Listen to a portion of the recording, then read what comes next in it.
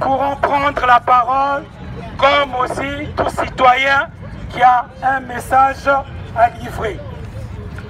L'honneur revient à Marc Mapingou, qui est proche du général Jean-Marie Michel Mokoko, qui va nous livrer des informations. Marc Mapingou, s'il vous plaît.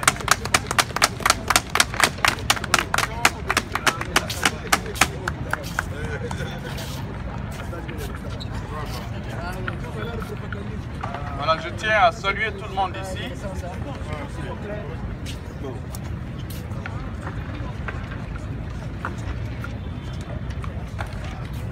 Je tiens à saluer tout le monde ici.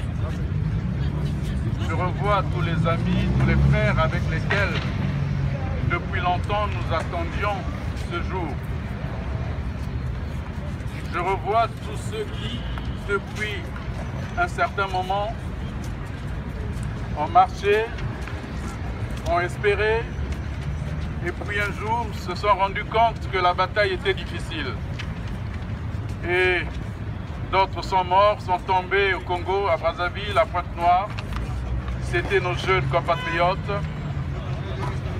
Que la terre soit légère pour eux et qu'un jour la patrie soit reconnaissante pour eux. Sur cette place de la République, où certains viennent pour se lamenter, où d'autres viennent pour fêter la liberté.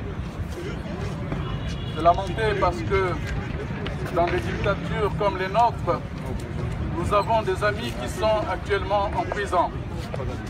Ils sont nombreux. Parmi eux, il y a Paulin Makaya, que je connais personnellement. Il y a notre frère Boukadia et bien d'autres que je ne connais pas. Puisse ce mouvement ou ce vent qui souffle leur apporter plus d'espoir, en sachant que le Congo est un grand pays qui espère et qui espérera toujours.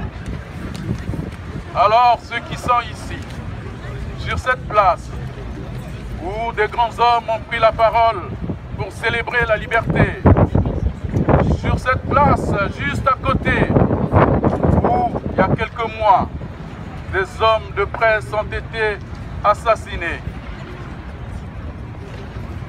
des compatriotes, des hommes de liberté, de paix, sont venus du monde entier pour s'incliner et combattre à jamais la barbarie. Chers amis, nous voilà aujourd'hui ici, leaders d'opinion, responsables d'associations politiques et de partis politiques. Aujourd'hui, nous sommes venus, surtout pour dire qu'il est possible que le Congo soit rassemblé. Il est possible que les Congolais se retrouvent, surtout dans des moments aussi difficiles, aussi forts que ceux-ci. Il est possible, comme sur la même place, Victor Hugo disait, que la seule chose qui pourra nous unir et vaincre la barbarie, c'est la liberté et la fraternité. Sans frère que je vous regarde et sans frère que je vais vous dire que depuis hier, beaucoup d'entre nous n'ont malheureusement pas bien dormi. Parce que tout simplement, quelque part, je peux dire quelque part, c'est-à-dire dans notre pays, un drame se tramait. Alors, je ne vais pas rester longtemps. Si la technique le permet, j'ai eu le général il y a 30 minutes. Je lui ai dit, mon général, sans être militaire, mais je serai avec des frères parce que le combat que nous menons est aussi le combat de l'esprit.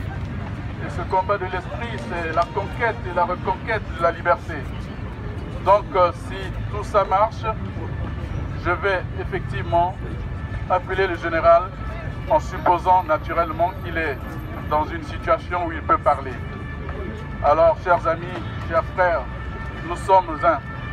Le général Mokoko, sans rentrer dans une campagne électorale précipitée, est celui-là qui est rentré avec un seul objectif, permettre aux Congolais d'avoir encore un nouveau rêve. d'où son slogan, les 3 R, l'avenir est arrivé. Vous avez vu, il n'a pas encore sillonné le Congo, que déjà la dictature de Brazzaville empêche à ce citoyen de se déplacer et d'aller même dans son propre village, voir ses anciens s'incliner devant les siens, sur les tombes de ses anciens. Alors voilà le Congo. Beaucoup d'entre nous ici prendront la parole pour décrire ce qu'est devenu ce pays. Ce pays qui fut le nôtre à nous tous devient la propriété d'un clan et d'un homme qui tout simplement a pensé dans son esprit de puissance, a pensé que le Congo l'appartenait. Non, le Congo nous appartient à nous tous. Voilà ce message que j'avais à vous passer avant, bien sûr, d'appeler le général.